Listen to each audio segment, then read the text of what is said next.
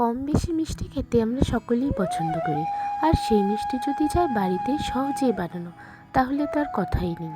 যেমন ধরো হঠাৎ মিষ্টি খেতে ইচ্ছা করলো, বা বাড়িতে হঠাৎ করে গেস্ট চলে আসলো, তখন কিন্তু এই ডেজার্ট রেসিপিটা তোমাদের খুবই কাজে লেগে যাবে। তো চলো আর কথা না বাড়িয়ে দেখা যাক আজকের রেসিপি শাহি টুকরা কীভাবে বানাবে বলছি তো। কী লাগছে বলে দিই।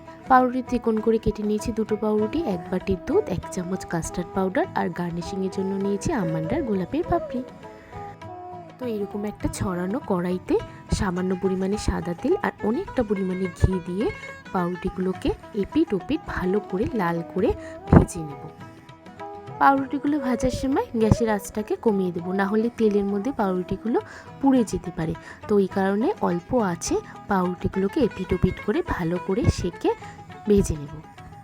পাউরুটিগুলোকে ভাজার সময় বারবার করে এপিট ওপিট করে উল্টাতে হবে, না হলে এক পিঠ বেশি হয়ে গেলে পুড়ে যেতে পারে। দেখো আমি যেমন বারবার করে এপিট আর ওপিট করে বারবার করে উল্টে নিচ্ছি পাউরুটিগুলোকে। আর তাছাড়াও যদি এক পিঠ পাউরুটিগুলোর বেশি হয়ে যায় আর অন্য পিঠ কম হয়, দেখতে খুবই বাজে লাগবে।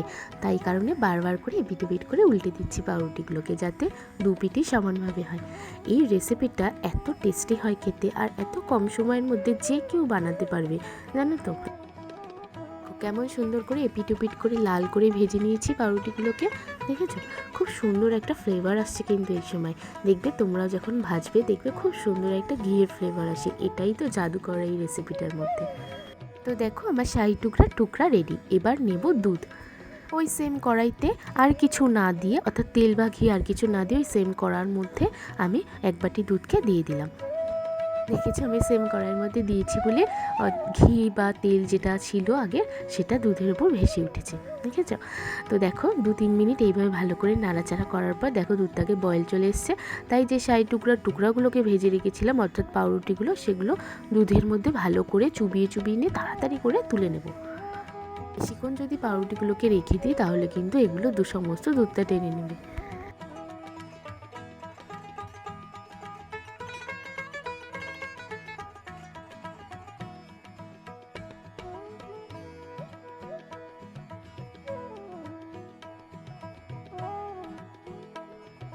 পাউরুটি টুকরোগুলোকে দুধের মধ্যে ভালো করে চুবিয়ে নিয়ে আলাদা সরিয়ে রাখলাম। এবার দুধটা দেখো ফুটে উঠেছে, তার মধ্যে একটা এলাচ গুঁড়ো করে নিয়ে সেই এলাচ গুঁড়োটা দুধের মধ্যে দিয়ে দিলাম। প্রায় 5 থেকে 6 মিনিট এইভাবে দুধটাকে জাল দেওয়ার পর দেখবে দুধটা অনেকটা টেনে গেছে। এবার তার মধ্যে আমি দিয়ে দেবো অল্প পরিমাণ জল অ্যাড করে, কাস্টার্ড পাউডার যে 1 চামচ রেখেছিলাম তার মধ্যে জল অ্যাড করে সেটা দুধের মধ্যে এবার অ্যাড করে দেবো। চাইলেই আমি আরও কিছুটা পরিমাণ দুধ অ্যাড করে দুধটাকে জাল দিয়ে ঘন করতে পারতাম, তাতে অনেকটা পরিমাণ দুধ লাগতো। তা আমি যেহেতু তোমাদের বলেছি সহজ পদ্ধতিতে এবং কম উপকরণে কীভাবে ইউজ করা যায়, এইটাই আমার কাছে সবথেকে সহজ মনে হয়েছে। আর কাস্টার্ড পাউডার অ্যাড করলে না আলাদা করে কাস্টার্ডের যে থিকনেস আর যে ফ্লেভার, ভ্যানিলা মতো, এটা ভ্যানিলা ফ্লেভারের কাস্টার্ড, তো সেই ফ্লেভারটাও আলাদা করে পাওয়া যায়। আর এটা খেতে খুবই সুন্দর হয়। তোমরা আমার মতো একবার কাস্টার্ড পাউডার ইউজ করে দেখো, খুব সুন্দর লাগে খেতে। তাছাড়াও যখন এই শাহি টুকরাটাকে ঠান্ডা করা হবে ফ্রিজে, তখন দেখবে কাস্টার্ডটাও অনেকটা পরিমাণে জমে যায়, আর এটার সাথে এই টুকরাটা খেতে খুবই সুন্দর লাগে। তো দেখো কাস্টার্ড পাউডার অ্যাড করার পর আমাদের দুধটা প্রয়োজন অনুযায়ী ঘন হয়ে গেছে। এবার আমি এর মধ্যে অ্যাড করছি চিনি। আমি এখানে প্রায় 3 টেবিল বড় চামচ মতো অ্যাড করলাম চিনি। এবার এই চিনিটাকে যতক্ষণ না গলবে ততক্ষণ পর্যন্ত এটাকে আরেকটু পরিমাণে জাল দেবো।